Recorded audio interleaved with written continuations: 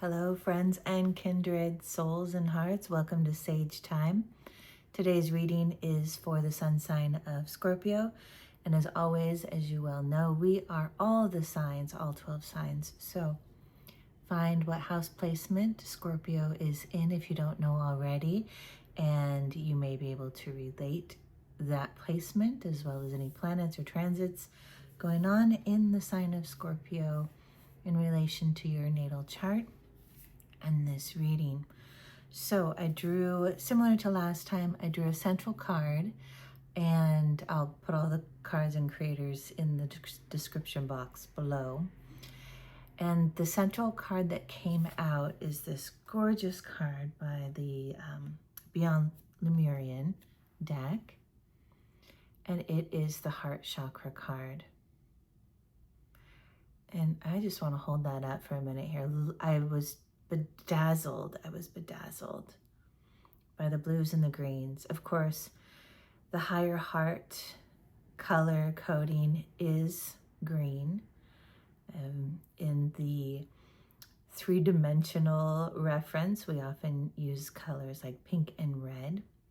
But energetically, when touching the essence of the heart chakra, cleansing it, clearing it, and really having your consciousness in presence, you will start seeing things like tones of green coming through your eyes and highlighting things in the world around you.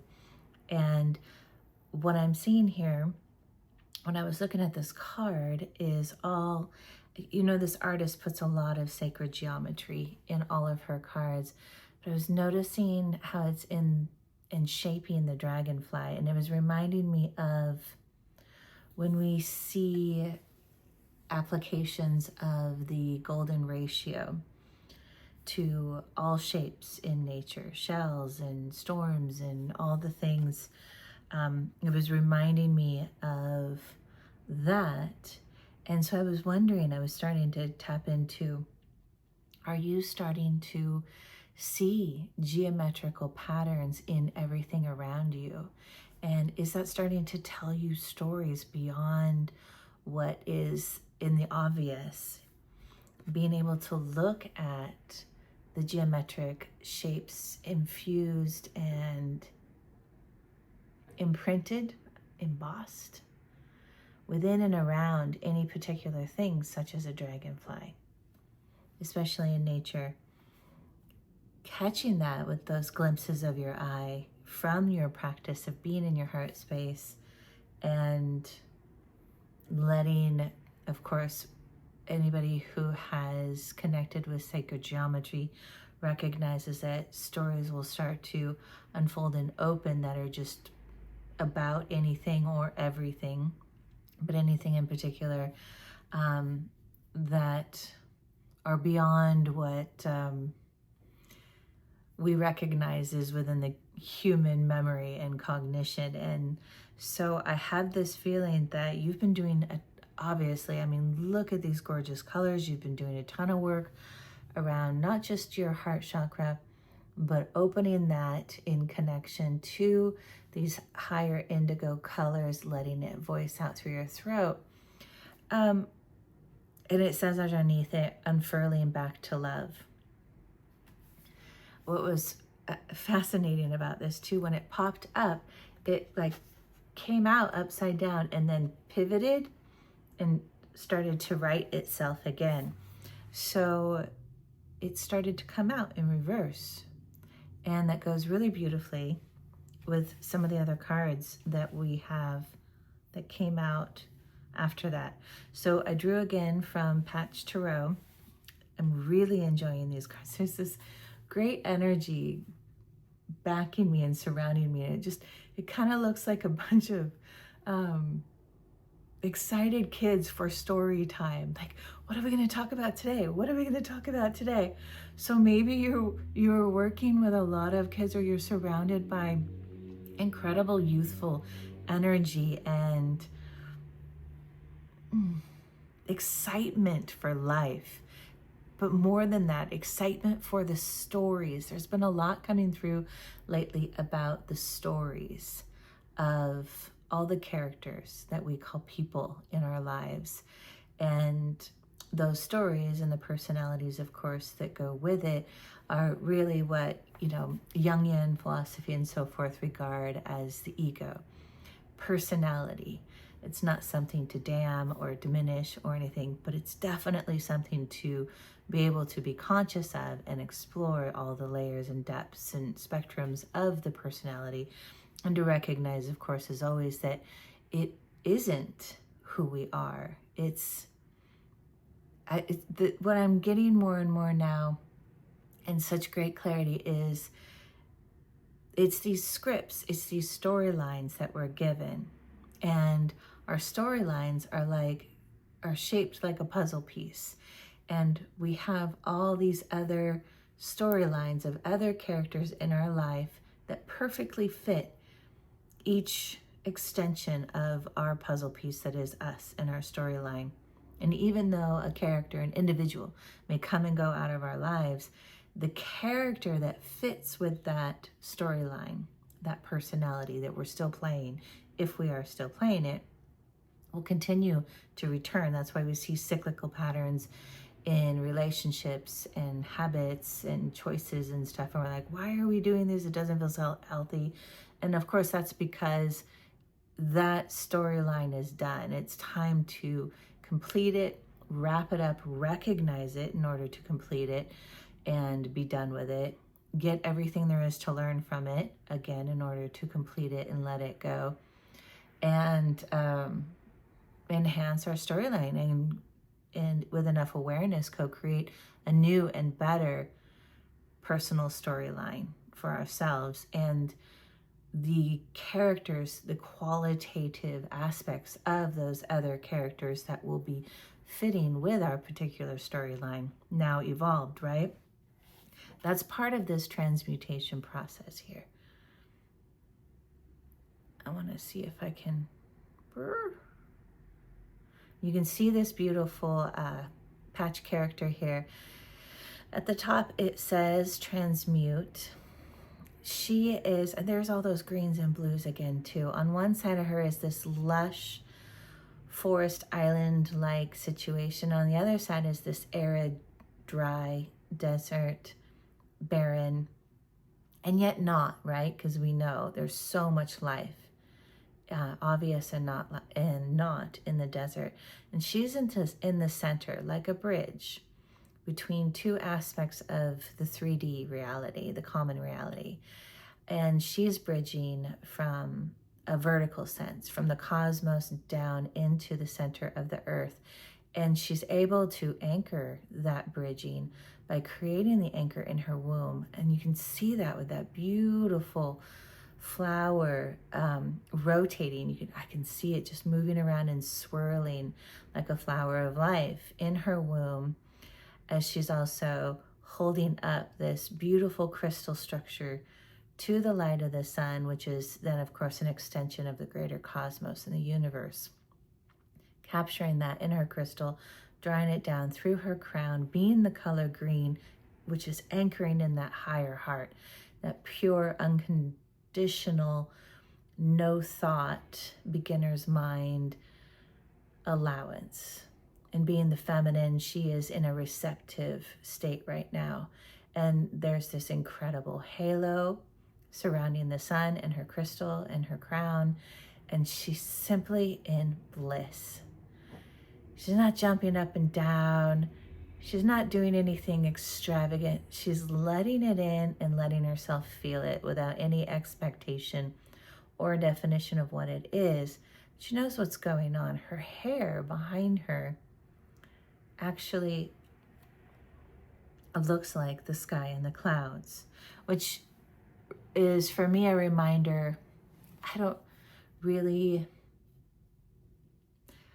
get this, but it's not entirely the only thing about hair. But there was an understanding that women with long hair, or men, of course, created a stronger psychic antenna because of their hair. And I can see that, and most definitely, but with this character, she's evolved to such a sense that her hair is more like it has become the sky. So her head is quite almost literally in the clouds, and she loves it. And her womb is anchored with the earth Amma, the earth mother, and she is loving her job. Where before it was really challenging. I'm seeing mountains in the background, and she remembers how challenging they are, and she can still feel and sense. You can see the mountains back here.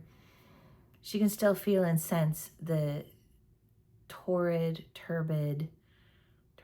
it's a lot of T's, of the transmutation process. It's all around her. She knows it, but she's quickly turning them into little bubbles. I'm seeing this incredible bubble chain. My goodness, I could just spend all the day on that card. So that's the Princess of Discs. She's bringing in information, wisdom, and knowledge from the ethers, from the cosmos, and she is the Princess of Discs, the Princess of Material, or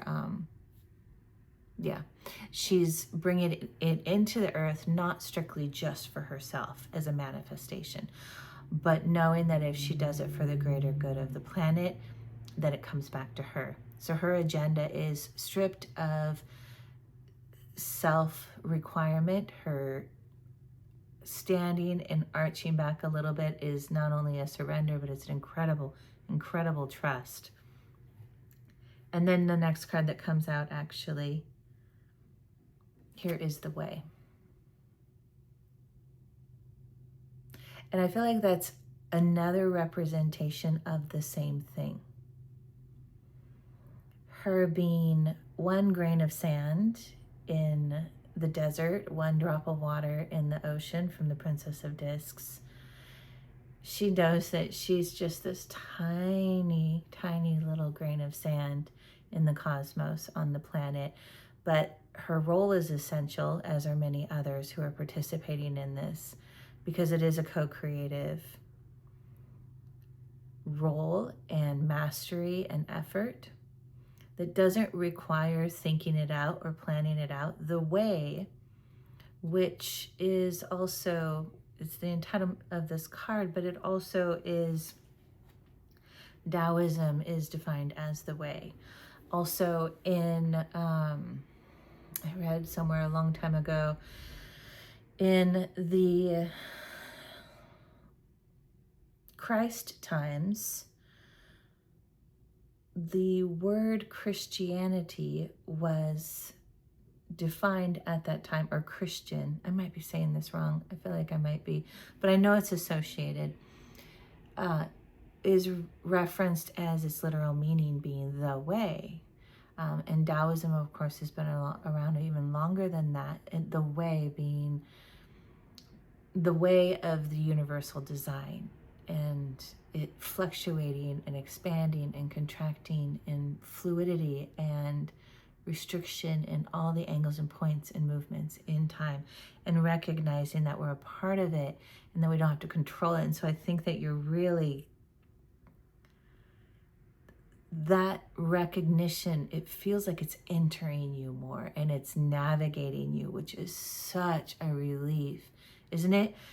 It's such a joy to let go of having to figure it out, and not simply intellectually letting it go, but to have practiced it so much and so rigorously for a long enough period of time that the rest of you starts to go, okay, we can trust that the mind is in concert with the rest of the body that already inherently knows. It's just waiting for the mind to quit trying to be a bossy pants and shut itself and take a breath and sit back and relax and let everything else do it. And so now that your energetic system, your heart chakra, is the home base of anchoring everything in instead of the mind, and it's able to distribute everything accordingly, the mind is surrendered, you are really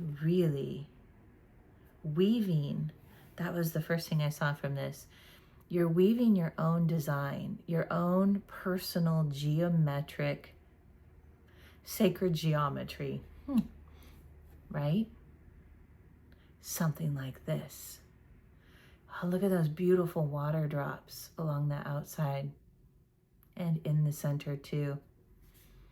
Water, consciousness, clear and clean emotion without attachment and feeling, which is great because here's what's still swirling around you a bit. And we'll talk about this. We've got the Seven of Wands, right?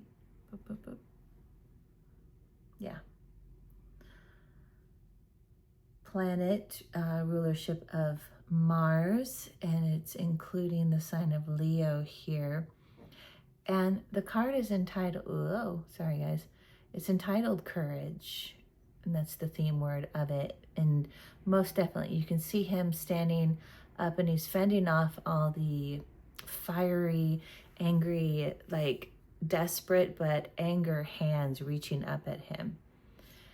And he's holding his stand and he's in a nice wide stance, rooted base. And he also has that green swirling around him, which tells me that there's a lot of heart-based, again, support around him, because it's easy when you're up against this or you're surrounded by that, which is something that, you know, we all deal with consistently in and out, but there are times when it's more heightened. And with Mars actually turning into retrograde today, right now, in the sign of Leo, that Mars in Leo can be very prideful of its actions, very prideful of its triumphs, and having to go into reverse takes the steam out of that arrogance and that pridefulness. And that can kick up things for people whose one of their big fuels is an intellectual convincing of I deserve and I'm better than thou, and you know, all those attachments that one can have to I'm great and I'm good and I can accomplish and all the things. And when we can let them all go and simply whatever I am is what I love, and that's how it is. I think that there's a bit of a back and forth with you. And I think it's because I'm feeling that it's because you might be surrounded by, maybe not surrounded, that's a bit dramatic, but there are influences around you. There are people with those energetic imprints of that old paradigm of fire and whatever it is that is propelling them from a place of anger and fear and deficiency, injustices and things like that. It may or may not have anything to do with you. Generally speaking, it kind of doesn't, except for the fact that if you're this central puzzle piece that is you, and you're not aware that people are targeting you, especially if you're the opposite of that, the antithesis of anger and vindictiveness or betrayal. That's not the one that's coming through. It's like a projection, you know, people putting and projecting their issues, gaslighting, things like that. So you're an easy target if you're somebody, of course, who is very sensitive, very caring and compassionate, empathic, and it's a great place for people who are not self-aware of that to put it towards somebody whom they know is going to take it on, right? So here's your job coming in, is to continue to personally anchor in your heart and transmute that, but without taking it in, transmuting it outside of yourself by simply being that incredible, powerful, self-cultivating force of higher love, that green, beautiful, crystalline, connecting central aspect of you, which also requires you to be really aware of the different layers of conscious and subconscious anger and projections, judging, I'm hearing and feeling a lot of judgment. And when we're aware of it, because it's inside of us, even when it's from somebody else, it's really important to remember that it can get inside of us and it's coming to our awareness because we have that receptive piece that fits the projection of it. So we can start altering the shape, so to speak, of that receptive piece into something that is clear-sighted and that resonant tenor of no. I hear you. Thank you for everything that you're teaching me. I can look at it and hear it and see it outside of me and see what it is within me that's magnetizing that towards me, maybe enabling it by not calling it out or by not saying no. Thank you, and I love you, and I accept you for who you are, and those judgments or ill thoughts and distortions don't belong to me. I've already looked at that within myself. I've already done the work, and I feel clear and calm and confident in that, not prideful, not deserving, simply, yeah, I'm clear. My hair is white. I'm clear on that. I don't need to go on about it. I'm clear on that. There are plants behind me. I'm clear on that. Yeah, I feel good about that. And with the more deep and intricate things. So alongside of that came out the, sorry, I got called over. The Six of Wands, another Leo card with Jupiter as its influential planet. Now, the Six of Wands is one very traditionally, as you can see here, triumph, victory. Everybody's got their fiery wands, that fire energy exalted, and he's holding that laurel wreath, that Roman symbolic triumphant symbol. Oh my goodness. And also you can see this little tiny speck in the green patch on the horse of his heart. It's a pink heart, a pink red heart. So he's in that space of, we conquered, we triumphed. We were able to, oops. We were able to fend off those groping, reaching, angry, fiery, hands with the love, support, and energies that swirled all around us. And look at how great we are. And what is it? Pride before the fall, right? And this card did want to come out, again, upside down. And I really, really heard and saw with that pink heart in the center that, again, that's a lower dimensional, more dense perspective, limited. By dense, I mean it's limited. It doesn't have as much intricacy and depth and awareness and openness. So it's a more dense perspective of getting to the other side of what would be this conflict. And when we're able, this card, I love it. We got the Fool that came out and just kind of flew over the top of everybody and wanted to not be entirely in the reading, but hey, remember everybody. Child's mind, beginner's mind, the Fool, 0 point. Centered in the heart space as the heart space, that portal to the earth mother, the divine mother, the goddess feminine, right? All that, remember who we are. Remember who you are. And then we can turn this pride and sense of, I deserve this victory. I mean, we all want to feel it, right? We want to be able to feel like I deserve to feel like I deserve this. Most definitely.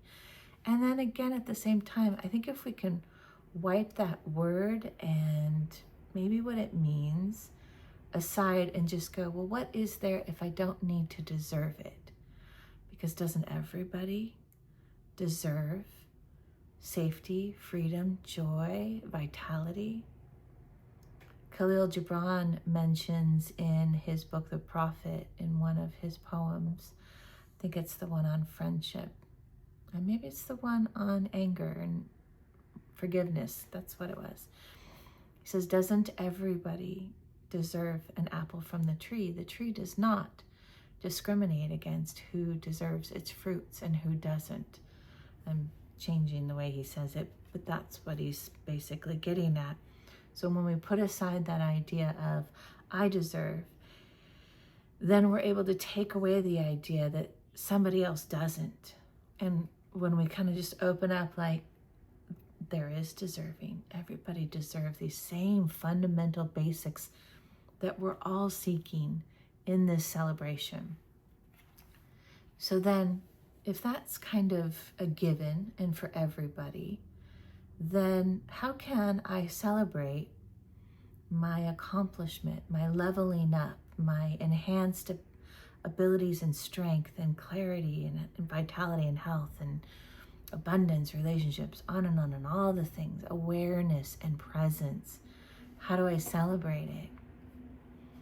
Well, you simply be in it. And more so, you let it be in you. We can take something practical like monetary abundance. And when there is, or not even monetary necessarily, resource abundance, because that can come in so many different ways. When we get to a certain height of monetary abundance, we can have this in external celebration.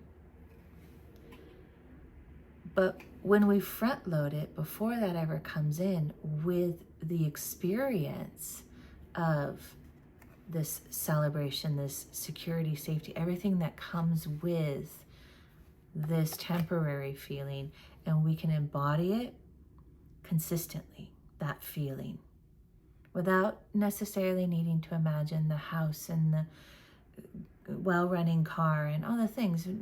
Just simply, what would it feel like for everything to be coming together smoothly, for everything that's needed and really wanted to just show up? Because when everything that's needed is taken care of, we tend to want a lot less. And if we feel that feeling of satiation, of need, being satiated, then we're in a state of abundance. We're in a state of right relationship with ourselves and others, with the world around us, with the earth that houses us, and all of the ecosystems that are integral in our health and vitality and our safety and stability, right? So when we're in that state of abundance, it's in us. Safety, security, health, all those feelings. And it's possible, most definitely, to feel vitality, to feel wholeness and health, and still be having physical manifestations of fatigue or exhaustion or pain or what have you.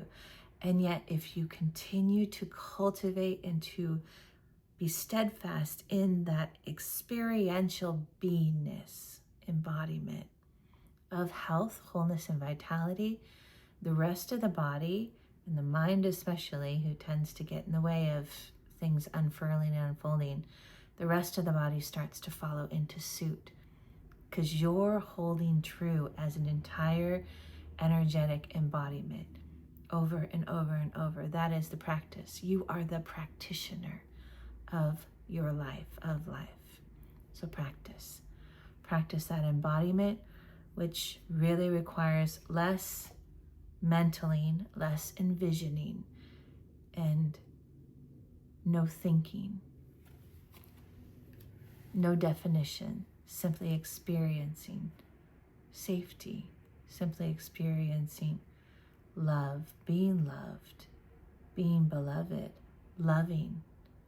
And then allow, when you get into that place and you anchor it, allow your mind to go to those moments and people and situations that you really had to fend off.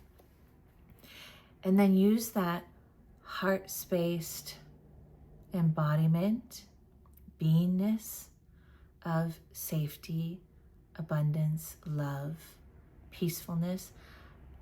Allow yourself to anchor back into that with all those distorted, heavier, more dense thoughts and energies of other people that are still active, because those storylines, those scripts of the characters of their story that fits your puzzle piece, they're still running. So you do that, you anchor in that, and then you become the transmuter. Now you're transmuting. You're making it happen.